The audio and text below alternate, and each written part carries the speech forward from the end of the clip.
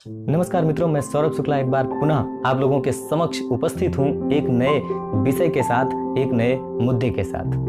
और आज का हमारा विषय है कि नए भारत की क्रांति में आपकी और हमारी भूमिका क्या है। मित्रों, आज़ादी का मेरे लिए क्या मायने है, यह सवाल लगभग मैं प्रतिदिन अपने आप से पूछता हूँ। कभी उत्तर मिलता है और कभी उत्तर नहीं मिलता। मुझे लगता है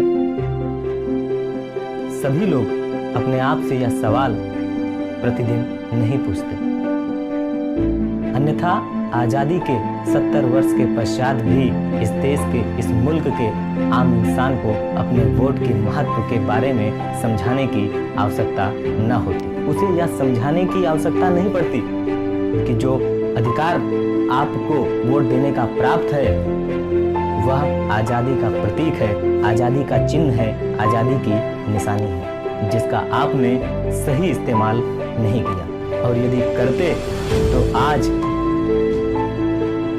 60% से अधिक लोगों को शिक्षा, रोजगार, मकान, स्वास्थ्य जैसी सुविधाओं से वंचित न रहना पड़ता। जैसा कि हमारे देश के नेता बताते हैं कि हमारे देश का जो विकास है वो 60% से अधिक है। चलो इतना मान लेता हूं कि हमारे देश की जो ग्रोथ रेट है वो 60% से अधिक है, परंतु किस क्षेत्र में? शिक्षा के क्षेत्र में तो नहीं हुआ। अन्यथा आजादी के 70 वर्ष पश्चात साक्षरता दर 70% के आसपास ना झूल रही होती। साक्षरता का दर बताता है मित्रों कि हमारे देश में 1% की दर से भी साक्षरता के क्षेत्र में विकास नहीं हुआ है। अन्यथा देश की आजादी के पूर्व देश की साक्षरता 30% थी और आज मात्र 70% है। और यदि विकास हुआ होता तो आज हमारे देश की साक्षरता 100% से भी अधिक होती। स्वास्थ्य के क्षेत्र की भी विकास दर यदि 1% भी होती तो आज गांव की गर्भवती स्त्री एनीमिया का शिकार न होती। एनीमिया से हर वर्ष जितनी महिलाएं हमारे मुल्क में मरती हैं उतनी बच्चियां हॉलैंड में पैदा होती हैं। क्या ये हमारे लिए गर्व का विषय है? और कोई बच्चा कुपोषित पैदा ना होता। मैंने ये बात एक बार अपने राजनीतिक मित्र से की तो वो बड़े ही दार्शनिक अंदाज में ठाके लगाकर हंसते हुए कहा, यदि इस तरह प्रकृति जनसंख्या को नियंत्रित ना करती तो देश में रोटी के लिए गृह युद्ध छिड़ गया होता।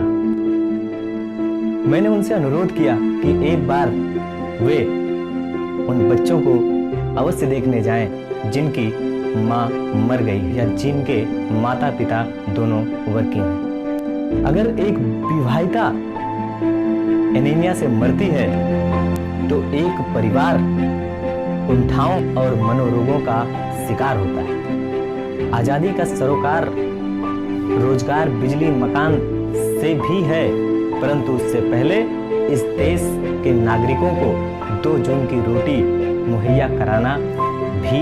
अगर इस देश की सरकार ने 1% की दर से भी उत्पादन के क्षेत्र में कार्य किया होता तो आज देश के 16 करोड़ लोग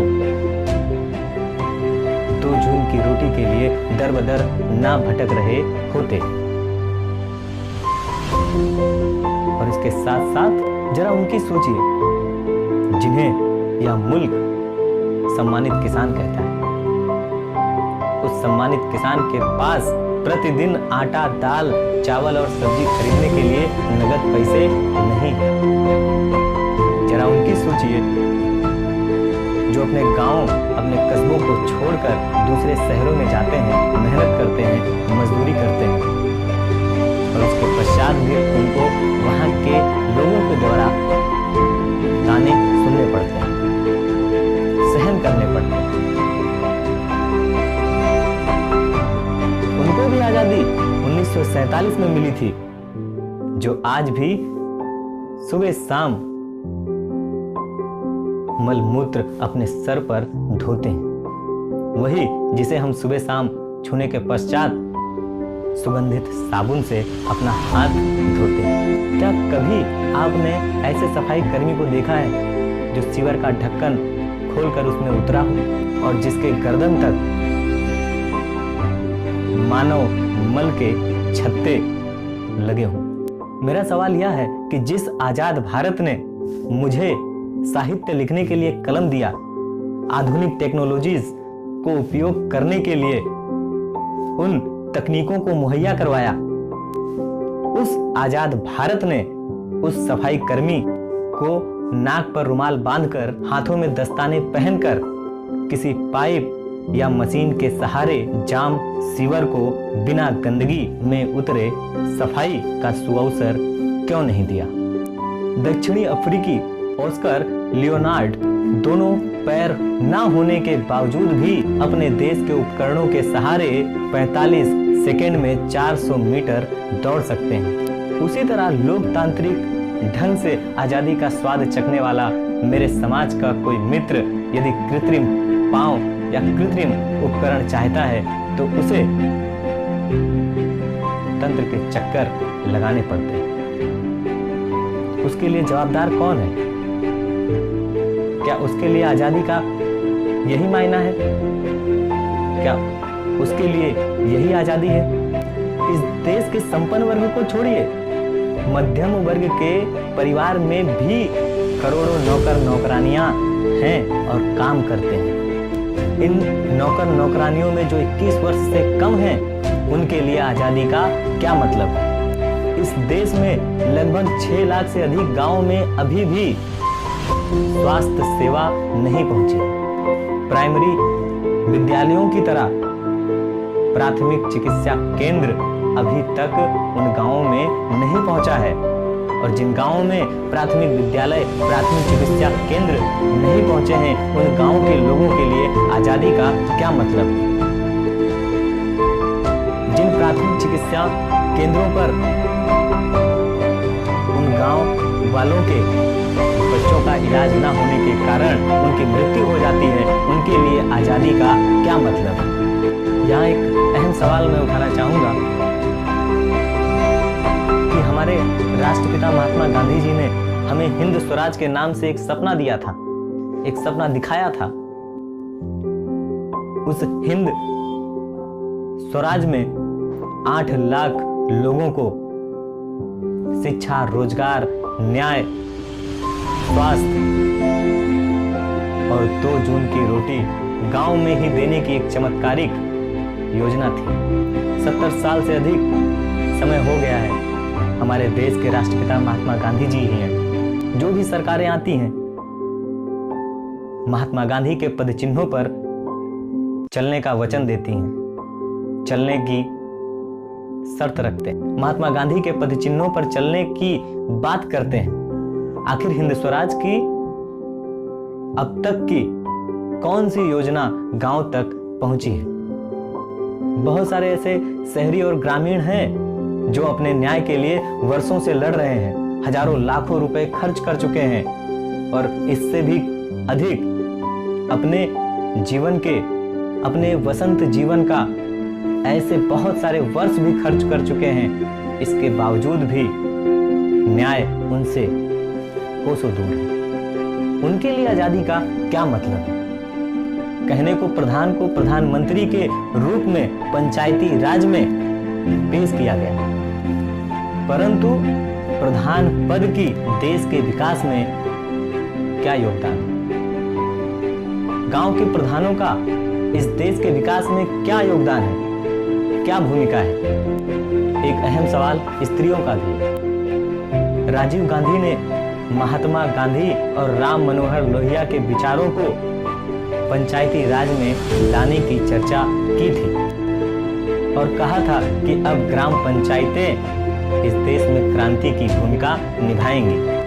स्त्रियों को बराबरी और व्यवस्थागत पद मिलेंगे। बच्चियों को बिना किसी भेदभाव से सड़क से संसद तक जाकर राजनीति करने का मौका मिलेगा। जिन महिलाओं को प्रधानी या विधायकी का पद मिला, उनसे जरा पूछिए कि आप खुद कितनी फैसले लेती हैं। और इस देश में यदि करोड़ों महिलाओं को अपने फैसले स्वयं लेने का और सपने देखने का अधिकार अभी तक नहीं मिला, तो उनके लिए आज़ादी का क्या मतलब, उनके लिए आज़ादी के क्या मायने।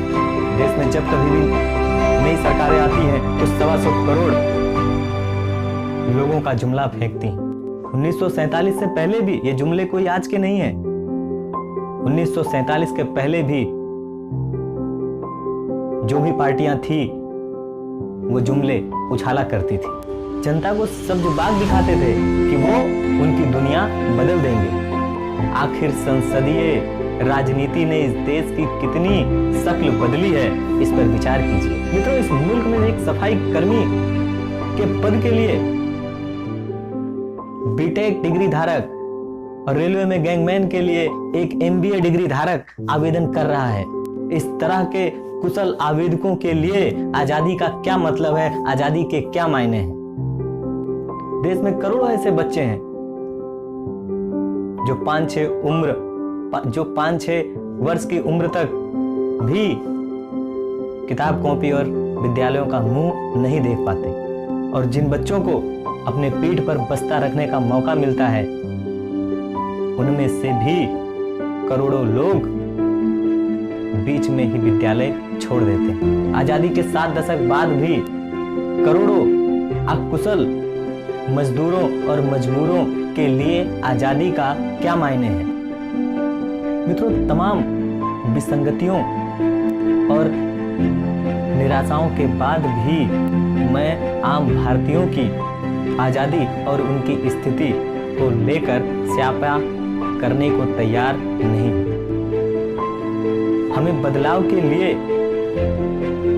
लड़ने का पक्षधर होना चाहिए। मैं चाहता हूं कि आम आदमी को अपनी संपूर्ण आजादी चाहिए, तो उसे लोकतांत्रिक व्यवस्था में बैठे लोगों से सवाल पूछने की आदत डालनी होगी, और उससे पहले जाति, क्षेत्र और भाषा के आधार पर राजनीतिक मायने में व्यक्ति पूजा बंद करनी होगी। जिस तरह हम दुकानदार को 10 रुपए देकर पूरे पैसे का सामान चाहते हैं, यदि वह 1 रुपए का भी घपला कर ले तो हम लड़ने के लिए तैयार हो जाते हैं। वैसे ही प्रतिरोध और विरोध की संस्कृति अपने हक के लिए अपनी आजादी और भी आम भारतीयों को विकसित करनी। मैं चाहता हूं कि हर वो व्यक्ति, हर वो जागरूक इंसान अपने खोल से बाहर निकले, जो चाहता है कि हर भारतीय को उसकी आजादी और उसके हक का लुत्फ उठाने का मौका मिलना चाहिए। क्या यह कठिन है? बिल्कुल नहीं। मित्रों, हमारे पास स्वामी विवेकानंद, स्वामी दयानंद सरस्वती, जयप्रकाश नारायण जैसे महापुरुषों के कीमती और उपयोगी विचार हैं। हमें उन विचारों को ताकत बनाना चाहिए। हम पीछे क्यों रहे और राजनेताओं के लंपटई को दोषी क्यों ठहराएं? अगर हमें आजादी के 70 वर्ष के पश्चात भी संपूर्ण आजादी सही मायने में नहीं मिली, तो इसके लिए कहीं ना कहीं हमारा और आपका दोष अवश्य है। मैं किसी से माफी मांगने की बात नहीं कह रहा। बदलाव की इस नई क्रांति में आपको अपनी भूमिका और खासकर ग्रामवासियों को अपनी भूमिका स्वयं सुनिश्चित करनी होगी। तभी हम एक सशक्त हिंदुस्तान, एक समृद्ध हिंदुस्तान देख पाएंगे। मित्रों, कल को यदि आपके सपने में महात्मा गांधी से लेकर राम मनोहर लोहिया जैसे महान विभूतियां आपके सपने में आए और आपसे पूछें कि जिस आजाद भारत का सपना हमने देखा था, क्या उस आजाद भारत को आपने बनने दिया? क्या तुम देश के प्रति वही जिम्मेदारियां निभा रहे हो जो जिम्मेदारी देश तुमसे उम्मीद लगाए बैठा है? क्या तुम अभी भी भोग विलास की वस्तुओं को एकत्रित करने में या अपने परिवार का पेट पालने में लगे हो? मित्रों, यदि महापुरुष आपके सपने में आए और ऐसे सवालों को पूछे, तब आप इन प्रश्नों का क्या जवाब देंगे? विचार कीजिए। और यही कारण है कि मैं उन करोड़ों नौयुवानों से, उन करोड़ों लोगों से नाराज हूं जो ना अपनी भूमिका निभा रहे हैं और ना आजादी का लुत्फ उठाने का मौका पा रहे हैं। उन भारतीयों में आप भी हो सकते हैं यदि आप चाहें। और यदि आप पहले से उन भारतीयों में शामिल हैं तो करिए खुद से एक सवाल कि क्या इसी आजादी के लिए हमारे वीर जवानों ने अपने प्राणों की आहुति दे दी थी? और जिस दिन आप अपने से यह सवाल पूछेंगे, यकीन मानिए मित्रों, आपको उत्तर प्राप्त करने के लिए आवश्यक ऊर्जा अवश्य प्राप्त हो। जिस दिन जागरूकता का पेट्रोल अपने सीने में भर लेंगे, उस दिन देखिएगा गांव-गांव तक आत्मिक टेलीपैथी से आपके और हमारे विचार फैलने लगेंगे। और तब देखिएगा आप भी बदलाव के सूत्रधार कहलाएंगे। मित्रों, आजादी का मायने आप स्वयं निर्मित कीजिए, किसी व्यक्ति विशेष से नहीं। यदि आपको खुशी प्राप्त होती है, प्रसन्नता प्राप्त होती है जो देश और समाज के हित में हो, तो निसंदेह वो आजादी है और उसे प्राप्त करना आपका अधिकार है। और अंततः मैं यही कहना चाहूंगा मित्रों कि जो भरा नहीं है भाव से बहती जिसमें रसधार नहीं, वो हृदय नहीं, वो पत्थर है जिसमें स्वदेश का प्यार नहीं। तो मित्रों, आज के लिए बस इतना ही। अगले वीडियो में फिर से आपसे मुलाकात होगी। तब तक के लिए जय हिंद, वंदे मातरम।